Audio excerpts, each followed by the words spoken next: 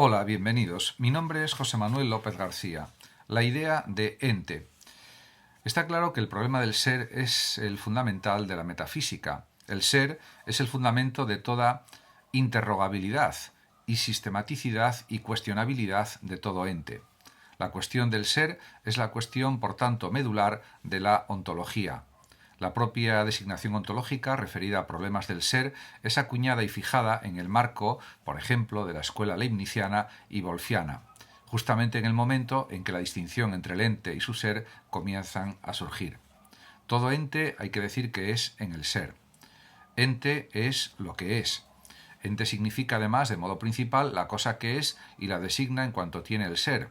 El ente, en la filosofía griega, es pues un concepto importante. Heráclito considera que el ser y el no ser son inseparablemente uno en su armonía contrapuesta. En cambio, para Parménides, lo ente, que es el ser, es ingénito e imperecedero. Platón, en cambio, considera que el ente no puede estar sometido al cambio. En el fondo, según Platón, el ser se reduce a la idea de bien. Para Aristóteles, la metafísica investiga o va al mismo tiempo buscando el ser en general, y existen también seres o entes particulares. Y para Aristóteles, para el Estagirita, el ser se dice de muchas maneras: sustancia primera, usía, sustancia segunda, y por lo tanto, pues es una cuestión que está en la base de la ontología, en la base de la metafísica.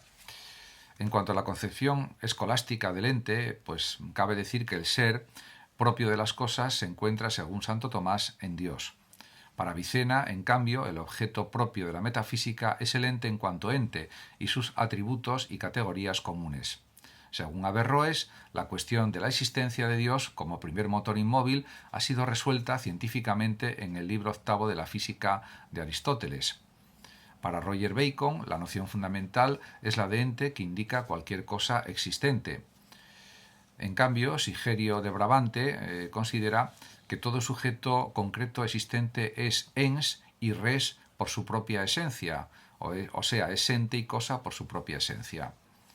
Enrique de Gante, por ejemplo, piensa que la noción de ente es indefinible, pero su significado es inmediatamente captado por todos. El ente es lo que es y es convertible o asimilable a la noción de cosa o res. Duns Scoto, por ejemplo, elabora la doctrina de la distinción. Entre todos los conceptos unívocos, el primero y más sencillo es el de ente, porque es predicable de todo lo que es en el modo que sea. En cambio, Guillermo de Ockham dice que no hay más realidad que los entes concretos. También, por supuesto, habría que citar aquí la navaja de Ockham y el nominalismo que afirma este filósofo lógico y sabio franciscano, y gran teólogo también, además. En cambio, si hacemos este recorrido por la historia de la filosofía, o continuamos haciéndolo, Descartes transfiere la entidad a la sustancialidad y toma como punto de partida a Dios, en el que se da la identidad de esencia y existencia. En cambio, Leibniz estima que la esencia de la sustancia es la fuerza, la actividad. La compatibilidad lógica constituye, por tanto, la esencia del ente. En cambio, en Kant, el ente tiene otro significado. Para Kant, ser no es un predicado real, es decir, un concepto de algo que pueda convenir al concepto de una cosa. Dios es una cosa en sí, un noúmeno, mientras que nuestra experiencia solo puede ser de fenómenos, solo puede ser fenoménica. Para Schelling, se parte de lo absoluto, pero para él lo absoluto es la armonía, la identidad, la unidad sintética de los contrarios. Y la naturaleza está colmada de espíritus, y el espíritu es a su modo también naturaleza. Fichte considera que hay que partir de lo absoluto, incluyéndolo bajo la especie del yo absoluto.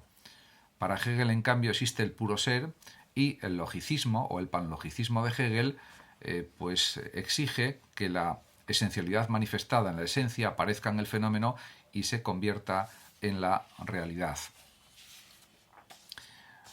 Podemos decir que en la filosofía del siglo XX existe un cierto repudio del ser.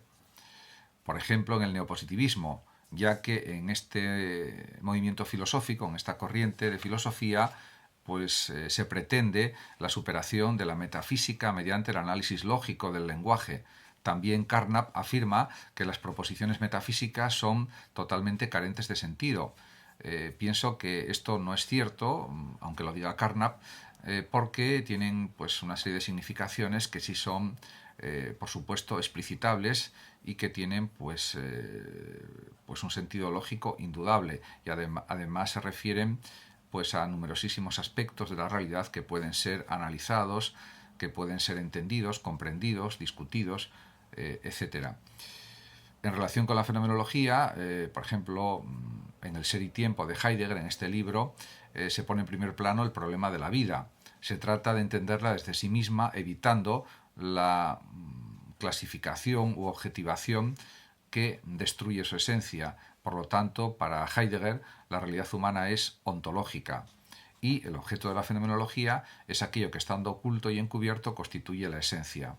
En cambio, Levinas, que es otro gran filósofo del siglo XX, recrimina a Heidegger que sus análisis hayan puesto excesivo énfasis en la pura relación abstracta con el ser, diríamos que descuidando la dimensión ética de la realidad humana, de la vida humana y de las personas. En cambio, en un filósofo como Xavier Zubiri, que afirma un realismo radical, pues sobre la esencia, por ejemplo, Zubiri concibe la esencia como estructura de la realidad, pero no como un momento lógico de ella, sino físico y que posee un carácter entitativo individual. Según Zubiri, ser y realidad se unifican en cuanto que el ser es la actualización de la realidad.